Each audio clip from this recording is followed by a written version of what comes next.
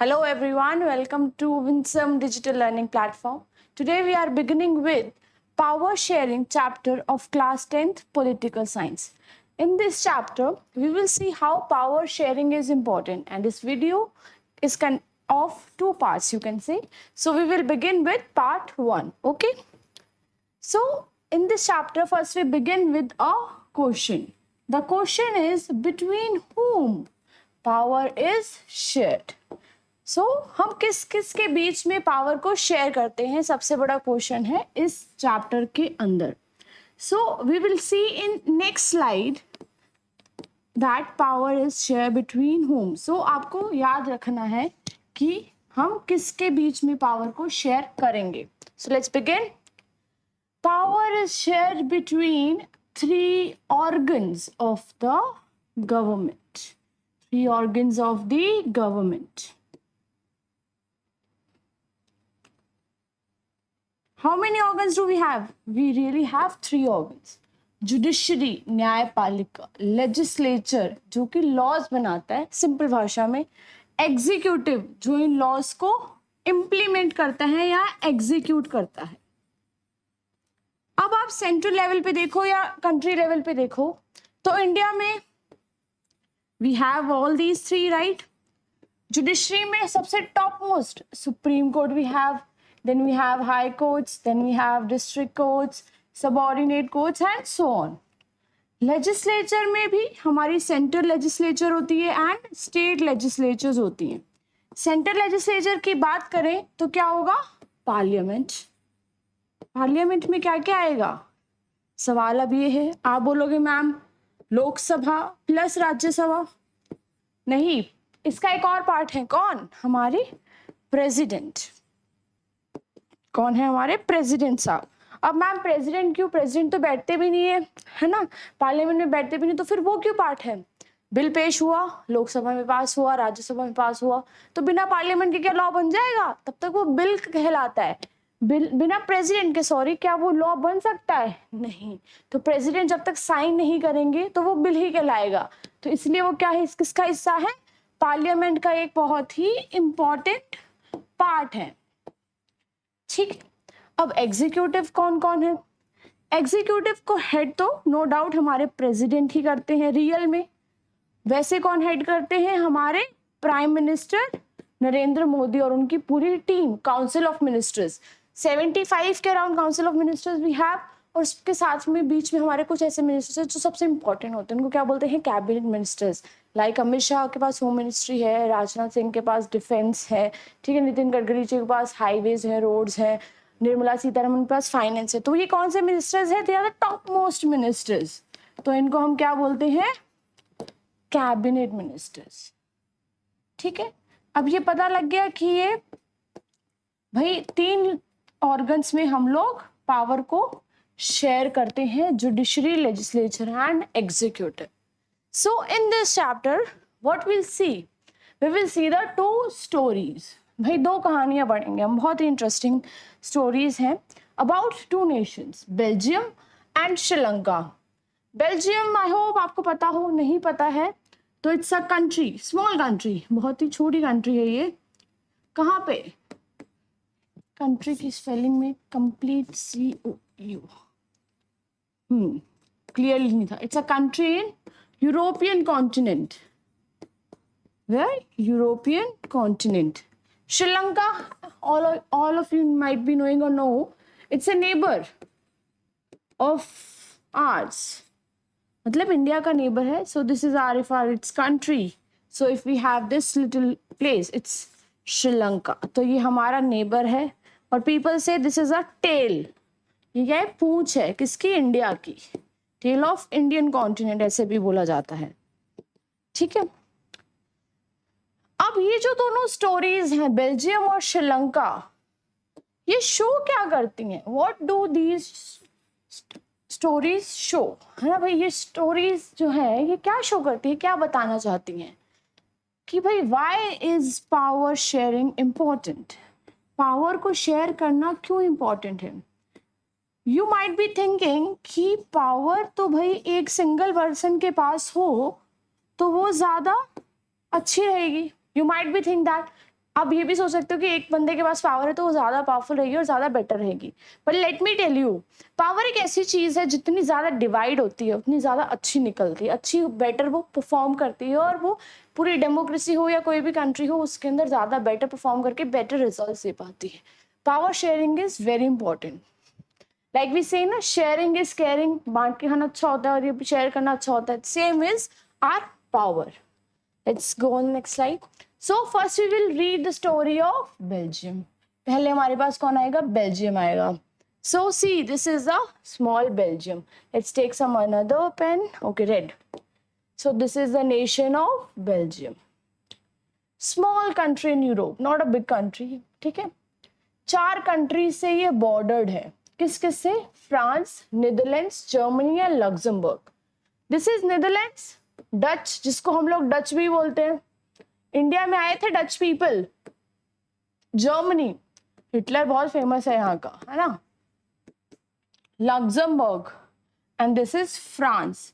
French people also came in to India. So what language they speak? French. They speak German language, right? They speak Dutch language. तो Belgium इतना सा nation है और एक side तो पानी से है. See, this is the water, and from here Netherlands, यहाँ से जर्मनी है, यहाँ से हमारा फ्रांस है, और इधर से लग्जमबर्ग इसको क्या कहते हैं? नेबरहुड करते हैं, इसकी बाउंड्रीज टच होती हैं. So these 4 nations are the neighbours of Belgium. भाई हम इतना क्यों पढ़ रहे हैं नेबर्स के बारे में भी? क्योंकि ये बहुत इंपॉर्टेंट रोल प्ले करते हैं बेल्जियम कंट्री के अंदर, वहाँ की पॉपुलेशन के एथनिसिटी को लेके. So we will read this later on कि इतने इंपॉर्टेंट क्यों है हमारे लिए. सो लेट्स सी, यहाँ की पॉपुलेशन सिर्फ 1 करोड़ पीपल है, सो अबाउट 10 मिलियन. लेकिन जो एथनिक कॉम्पोजिशन है वो बहुत ही कॉम्प्लेक्स है. Now what is ethnic composition? Ethnic you can से कि भाई एक रीजन को लेके अलग अलग जैसे लोग डिवाइड होते हैं, लैंग्वेज के बेसिस पे डिवाइड होते हैं, तो जो इनकी एथनिसिटी, इनकी जो अपनी क्या कहते हैं इंपॉर्टेंस होती है, वो सबकी अलग अलग होती है. लैंग्वेजेस अलग होती है, कल्चर अलग अलग होते हैं. सो that is kind of ethnic composition. Okay, now let's see the ethnic composition of Belgium. Fine, we already know that Belgium is a small nation of Europe surrounded by Netherlands, Germany, France, right? So 59% of the population of Belgium, they are living in the region of Flemish. So this is Flemish region. How much percentage? 59%.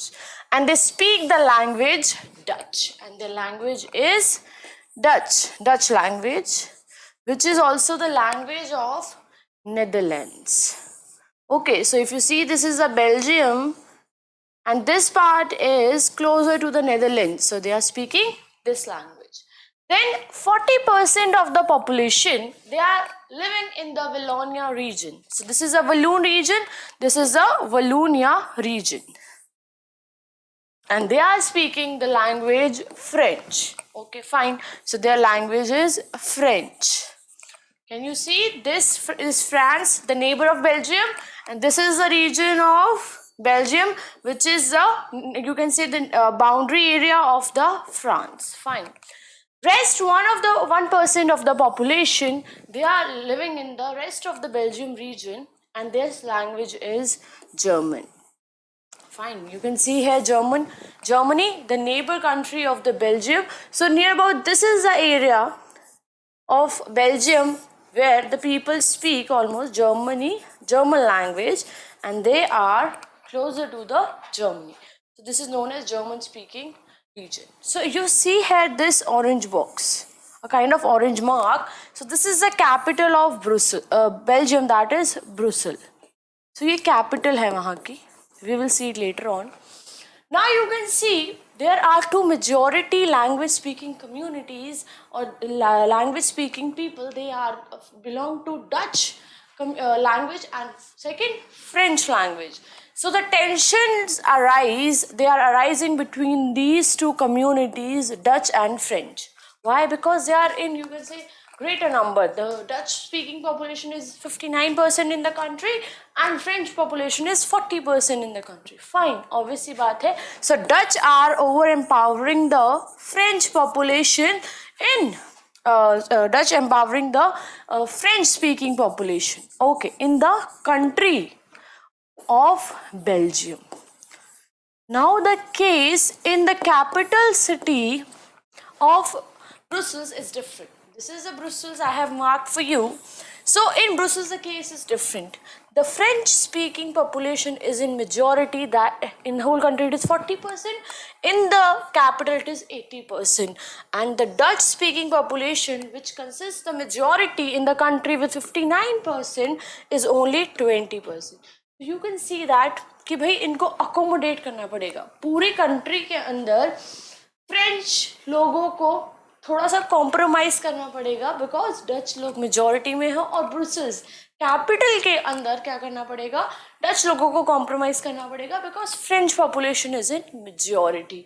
तो इन्हें कुछ ना कुछ एक दूसरे के साथ में अकोमोडेशन करना पड़ेगा. अगर वो एक दूसरे की लैंग्वेज को अकोमोडेट नहीं करेंगे, एक दूसरे के साथ नहीं, यू कैन से साथ में मिलके काम नहीं करेंगे, तो कंट्री में टेंशंस इंक्रीज होंगी. The tensions will be increased between these two community, Dutch speaking population and French speaking population. तो क्या करते हैं बेल्जियम के लोग, वो एक्सेप्ट करते हैं डच पीपल की majority in the whole country, and the Dutch people, they accept the majority of French people in the capital city of Brussels. In the capital city of Brussels. So this is a whole country, but they accept the majority of French population in the capital city of Brussels. तो आप देख सकते हो कि जो language composition है, जो ethnic composition है, वो बहुत ही कॉम्प्लेक्स है. एक जो कम्युनिटी है वो पूरी कंट्री में मेजॉरिटी में है और एक जो दूसरी कम्युनिटी है वो पूरी कंट्री में तो माइनॉरिटी में है, बट वही कम्युनिटी वहाँ की कैपिटल के अंदर मेजॉरिटी में है. So this is the ethnic composition of the Belgium. Fine, we got the overview of the Belgium. Now we'll see the Sri Lanka case, and in with the details we will discuss in later slides. So this is our Sri Lanka. I hope you all know भाई श्रीलंका का जो reason है, जो Sri Lanka country है, उसकी जगह सबको पता होगी ऑलमोस्ट, राइट. अब कंटिन्यू करते हैं. पॉपुलेशन कैसे है इनकी, इनकी भी कुछ ज़्यादा पॉपुलेशन नहीं है, बहुत ज़्यादा स्मॉल सा नेशन है. यहाँ पे दो स्पीकिंग मतलब दो लैंग्वेज के लोग रहते हैं. कितनी लैंग्वेज के? 2 language people. First is Sinhali speaking and second is Tamil speaking. ठीक है, जो सिन्हला लैंग्वेज बोलते हैं उनको सिन्हलीज बोला जाता है, जो तमिल लैंग्वेज बोलते हैं उनको तमिल स्पीकिंग बोला जाता है. 74% ऑफ द पीपल, ठीक है, फॉर एग्जाम्पल श्रीलंका में 100 लोग रहते हैं, तो उसमें से 74 क्या है? सिन्हला लोग हैं, जो कि क्या बोलते हैं? सिन्हलीज बोलते हैं. They are Sinhala people. They are the Sinhala people. ठीक है, SINH, राइट. और बाकी के जो 18 है they are Tamil speaking. Now will say ये तो पूरा 100 नहीं हुआ, this is amount to what? It's 92. 8% majority और है, सॉरी माइनॉरिटी. सो अब ये तमिल स्पीकिंग जो लोग हैं ये या तो हिंदू रिलीजन को बिलोंग करते हैं या मुस्लिम रिलीजन को बिलोंग करते हैं, 2 रिलीजन के हैं. और जो सिन्हला स्पीकिंग है mostly they are the Buddhist people. वो किस रिलीजन को फॉलो करते हैं? बुद्धिस्ट रिलीजन को फॉलो करते हैं. अब देखो जो स्पीकिंग तमिल स्पीकिंग लोग हैं 18%, इसमें भी आगे डिवाइड है, डिवीजन है. श्रीलंका के जो तमिलियंस हैं वो कितने हैं? 13% हैं. और बाकी बचे हुए 5% कौन से हैं? Indian Tamils. ठीक है, अब ये श्रीलंका और इंडिया के तमिल्स कैसे अलग अलग हुए? जो वहाँ के लोकल लोग हैं, मीन्स श्रीलंका के ही जो लोग हैं, वहाँ के ओरिजिनल लोग हैं, they are the Sri Lankan Tamils. और इंडियन तमिल्स वो हैं जो माइग्रेट करके इंडिया से कहाँ गए हैं? श्रीलंका गए हैं. How they migrated? This is the Tamil Nadu of India. तो यहाँ से ये लोग अपने श्रीलंका में माइग्रेट हो गए. वेरी इजी है ना, माइग्रेट करना इजी है. So they are also the minority people. देखो ये तो माइनॉरिटी है ही तमिल लोग, लेकिन इनमें भी एक माइनॉरिटी है, वो क्या है? Indian Tamils. Indian Tamils are the minorities in this. अब जो 7% हमारा यहाँ पे 92% ही बन रहा था, तो 7% कौन लोग हैं? They are the Christians. So इन क्रिश्चियंस में भी दो तरीके के क्रिश्चियंस है, कई क्रिश्चियंस तमिल बोलते हैं और कई लोग सिन्हला बोलते हैं। ठीक है, तो देख रहे हो लैंग्वेजेस कौन कौन सी है यहाँ पे? लैंग्वेजेस सिर्फ दो ही है, सिन्हला एंड तमिल, बट रिलीजन 4 है, बुद्धिस्ट है, हिंदू मुस्लिम है, क्रिश्चियंस है। ठीक है, so this is the cause of concern. इस ये जो माइनॉरिटी मेजॉरिटी का सिस्टम चल रहा है ना, इसमें जब इनको प्रॉपरली रिप्रेजेंटेशन नहीं मिल रहा, पावर नहीं शेयर हो रही, तब यहाँ पे टसल हो रही है, मतलब लड़ाई हो रही है। Now you can C on the next slide, this is the ethnic communities of Sri Lanka. this is our India। सबको पता है भाई, ये तो हमारा इंडिया है, प्यारा भारत देश हमारा। ठीक है, वी आर है राजस्थान में हम लोग, राइट। अब ये जो इतना सा है छोटा सा, दिस इज आर श्रीलंका, इतना सा। अब इसको हमने इतना बड़ा एक्सपैंड कर दिया है। Let's see, this is our Sri Lankan map complete, fine. अब देखो सिन्हलीज, सिन्हला बोलने वाले यहाँ पे रहते हैं, इन रीजन में रहते हैं सिन्हला पीपल। देन श्रीलंकन तमिल्स, ये श्रीलंका के तमिल्स हैं, ये नॉर्थ रीजन में मोस्टली सेटल्ड है यहाँ पे। ठीक है, देखो ये इंडिया के साइड से मतलब ज्यादा क्लोज है। Then we have Indian Tamils, जो इंडिया से गए हैं, ये इधर रहते हैं और इस रीजन में ये लोग रिसाइड करते हैं। ये इनके अपने अपने रीजन्स हैं, छोटे छोटे ब्लॉक्स में रहते हैं। Then last but not the least we have Muslim majority. You can see Muslim बहुत छोटी छोटी पॉकेट्स में रहते हैं, they are not confined to a region, they are living in small small pockets. Okay, so this is the ethnic composition of Sri Lanka, right? Now in the case of Sri Lanka, what it is? Majoritarianism। अब आप बोलोगे कि ये majoritarianism क्या है भाई? Majoritarianism, majority जब rule करती है, कंट्रोल करती है माइनॉरिटी को भी, और माइनॉरिटी को रिप्रेजेंटेशन नहीं भी देती है, राइट? और अपना जो अपने डिसीजंस है, अपनी जो पॉलिसीज है, उनके ऊपर लगाने की कोशिश करती है जबरदस्ती, तो that type of rule is known as majoritarianism. ठीक है, now we have also the definition of majoritarianism. Let's see first, है ना, कि ये होता क्या है। डेफिनेशन पहले पढ़ लेते हैं, फिर इजी समझ आएगा, राइट?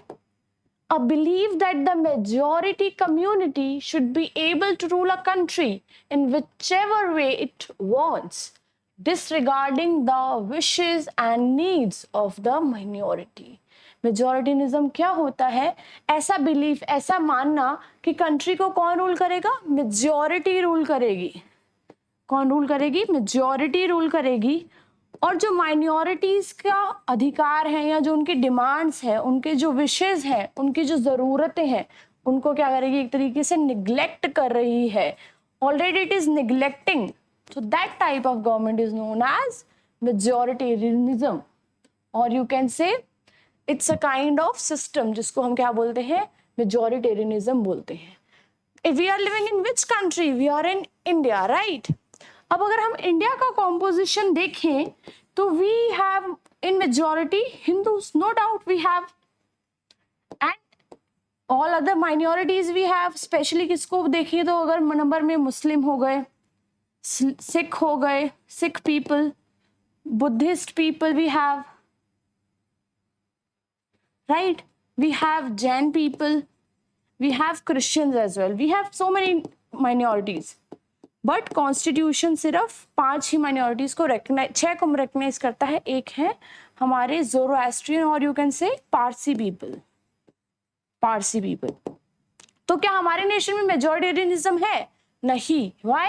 बिकॉज हमारे पार्लियामेंट में इन रिगार्ड ऑफ रिलीजन कोई भी जा सकता है, and anyone which is above 25 years of age, you can say he can get elected, वो elect होके वहां पे पहुंच सकता है। तो इंडिया में मेजॉरिटेरियनिज्म है? नहीं है, ठीक है, because we are politically all are equal, fundamental right भी यही बोलते हैं, we are politically equal irrespective of the numbers, ठीक है। So this is the definition of majoritarianism. So let's go back to next previous slide. अब श्रीलंका की history पे आते हैं।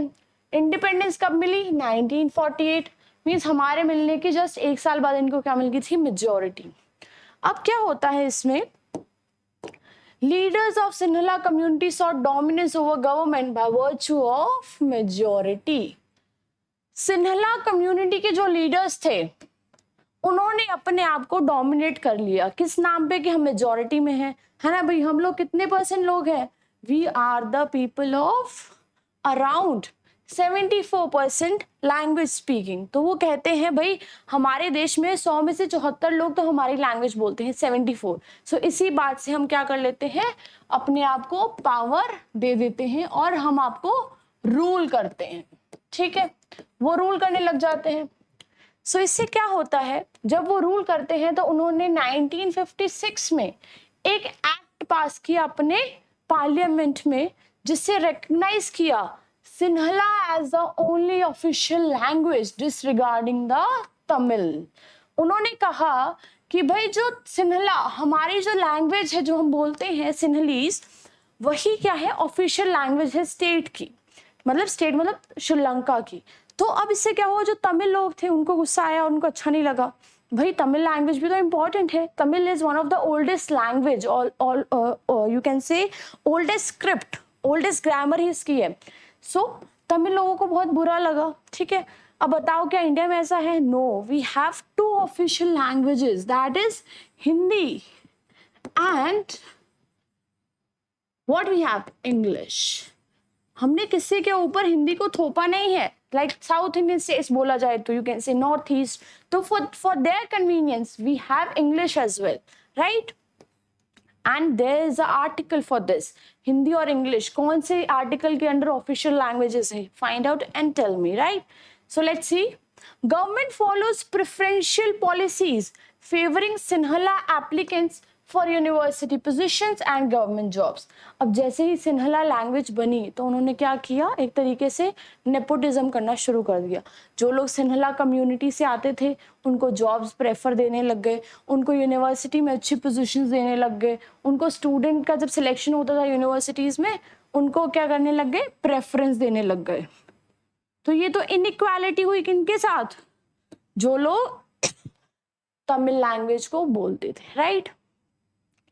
अब क्या हुआ? एक न्यू कॉन्स्टिट्यूशन लाना पड़ा to protect for the protection and fostering of Buddhism by the state. मतलब इन्होंने अब कॉन्स्टिट्यूशन में एक और चेंज किया। किसने? सिन्हला पीपल ने। अगेन कॉन्स्टिट्यूशन तो ये लेके ही नहीं आए, ठीक है, बट व्हाट दे डिड?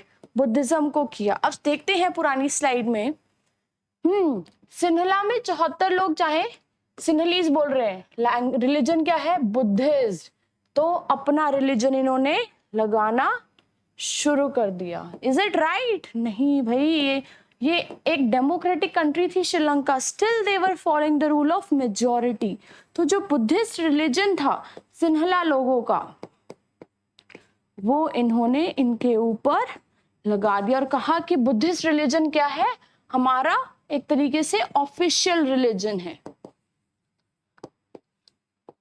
हम इस रिलीजन को प्रमोट करेंगे, इस रिलीजन को ज्यादा से ज्यादा मतलब इनको बढ़ाएंगे आगे, मतलब और ज्यादा फैलाएंगे। तो ये गलत है। Obviously this is wrong because there were other people also, Hindus were living, Muslim people were living, और साथ ही साथ क्रिश्चियन भी थे। आपने इन रिलीजन को प्रमोट नहीं किया।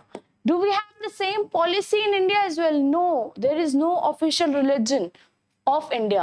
We are the secular nation, we are a secular nation. यहाँ पे हम सब धर्मों को, जितने भी धर्म हैं, डिपेंड नहीं करता कि भाई कितने लोग फॉलो करते नहीं करते, सबको बराबर का अधिकार देते हैं। वो अपने रिलीजन को प्रमोट करेंगे, प्रोपोगेट मतलब फैलाएं, जो भी करें, और हम उसमें इंटरफेयर नहीं करते जब तक कि कुछ ऐसी सिचुएशन ना आ जाए कि वो लोगों के अधिकारों के खिलाफ हो। जैसे मुस्लिम धर्म में एक रूल था, फॉर एग्जाम्पल ट्रिपल तलाक, है ना, वो 3 बार तलाक तलाक बोल के उसको बोल देते थे, और उसको हमने हटाया बाय ट्रिपल तलाक law.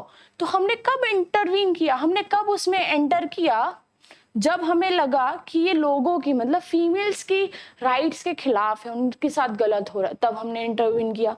Same in Hindu culture and Hindu religion, we have a temple in south, Sabarimala temple. Supreme court ने कहा कि सबरीमाला टेम्पल में आप विमेन को नहीं जाने देते, so they gave right to women as well, now you can go. हमने कब एंटर किया, जब हमें लगा कि यहाँ पे विमेन्स के राइट को खराब किया जा रहा है, यहाँ उन्हें रोका जा रहा है। ठीक है, so we don't have such thing, हमारे यहाँ पे ऐसा भी कुछ ऑफिशियल रिलीजन वगैरह नहीं है।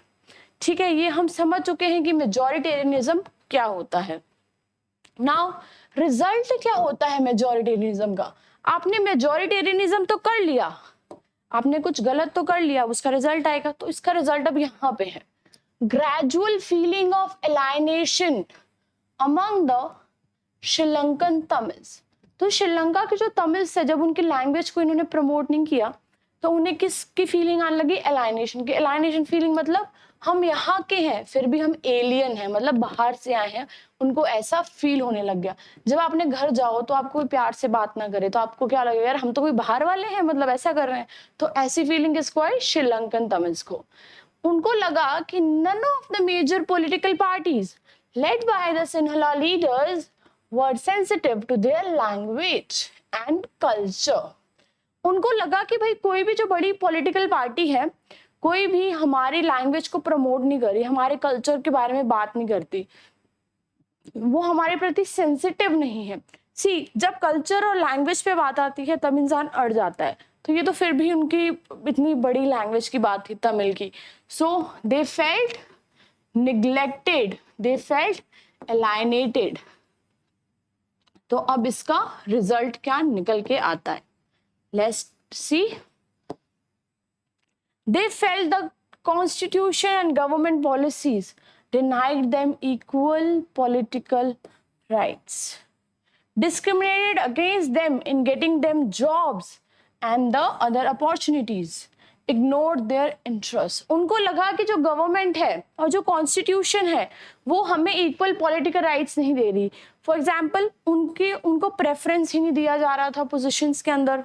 ठीक है, जॉब्स जो मिलती थी गवर्नमेंट की उनमें उनको कोई भी ज्यादा प्रेफरेंस नहीं दे रहे थे, और जो भी अपॉर्चुनिटीज जैसे स्टूडेंट को यूनिवर्सिटीज में जाना, उसके सबको लेके, हर अपॉर्चुनिटी को लेके उनके साथ क्या हो रहा था, भेदभाव हो रहा था। तो उनको बहुत ही दुख हुआ।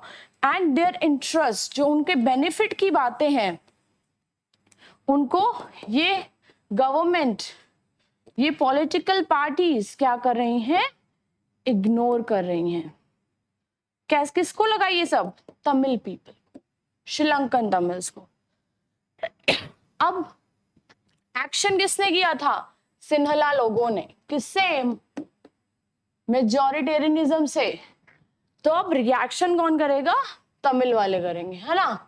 सो रिस्पॉन्स क्या आता है, they started launching parties and struggle for the recognition of Tamil as the official language, right, regional autonomy, equality of opportunity in education and jobs. उन्होंने कहा कि उन्होंने बहुत सी पार्टीज फॉर्म की, स्ट्रगल किया कि हमें क्या चाहिए, हमारी लैंग्वेज जो तमिल है उसको तो आप ऑफिशियल लैंग्वेज डिक्लेयर करो सबसे पहले।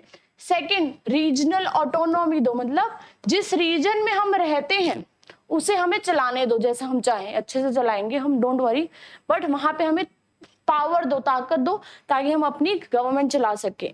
इक्वालिटी ऑफ अपॉर्चुनिटीज, हमें अपॉर्चुनिटीज बराबर दो, किसमें, एजुकेशन में और जॉब्स में, ही नहीं कि आप उनको प्रेफरेंस दो। अब ये रीजनल ऑटोनॉमी कहाँ कहाँ पे मांग रहे थे, let's see. They were asking here in the region of this area, let's take another pen, yes, बोल रहे थे यहाँ हमें क्या चाहिए, ऑटोनॉमी चाहिए इस रीजन में, we need autonomy, you see this is the Colombo, है ना, one of the big city. So यहाँ पे ये लोग क्या चाहते थे, अपनी ऑटोनॉमी, यहाँ पे भी to form their own government, right. ये इनकी क्या थी, डिमांड्स थी। Next let's see, but their demand for more autonomy to provinces populated by Tamils was repeatedly denied। लेकिन जो इनकी डिमांड थी कि हमें रीजनल ऑटोनॉमी दिया जाए, अपनी स्टेट के अंदर हमें रूल करने दिया जाए, उसको बार बार मना किया गया, ठीक है, क्योंकि वो नहीं चाहते थे, सिन्हला लोग नहीं चाहते थे कि ये तमिल लोगों के पास में पावर आए। Why? Because they want to control the people, ठीक है। क्या हुआ, 1980 तक आते आते बहुत सी पॉलिटिकल ऑर्गेनाइजेशन बन गई जिन्होंने डिमांड की किसकी, इंडिपेंडेंट तमिलम स्टेट की in northern and eastern parts of Sri Lanka. So देखो, जब आप हमें अपने देश में रहते हुए पावर्स नहीं दोगे तो हम तो डिमांड करेंगे किसकी, अलग होने की। Have you seen this case in India? बहुत बार होता है। साउथ में तमिल स्टेट्स रियली बोलते हैं वी या तमिलिंगम, नॉर्थ ईस्ट में नागालैंड बोलता है, पंजाब में खालिस्तानी मूवमेंट्स होते हैं, राइट। सो उसी तरीके से तमिल लोगों ने कहा कि गिव अस अ तमिलम स्टेट।